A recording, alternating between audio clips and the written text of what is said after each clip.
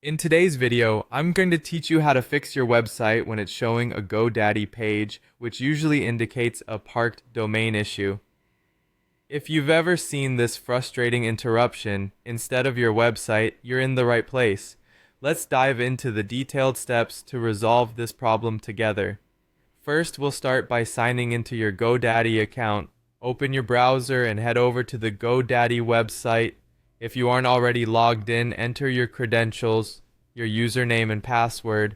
You might find it helpful to save these details on a secure password manager for ease of access next time. Once you're logged in, we'll need to locate the domain you're having issues with. You'll want to navigate to your list of domains.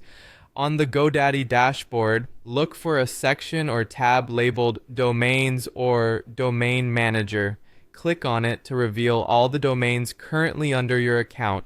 Here, you should see the domain that's linked to your website. Now, once you've found your domain, it's time to access the DNS records. DNS stands for Domain Name System, and it's key to pointing your domain in the right direction. In the same domain settings section, there's usually an option to manage DNS or DNS settings. Click on that and it will bring you to your domain's DNS management page. Once we're on that page, we'll be able to see all the existing DNS records.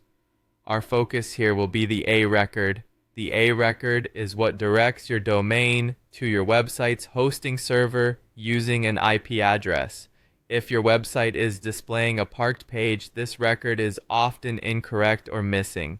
But first, we need the correct hosting IP address. You should obtain this from your hosting provider's documentation or support team if you're unsure.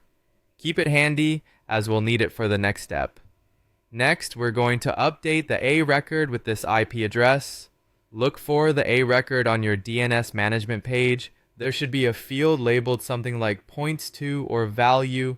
This is where you'll enter your new hosting IP address. Ensure you don't accidentally change records unrelated to the A record, as this can cause other issues with your site.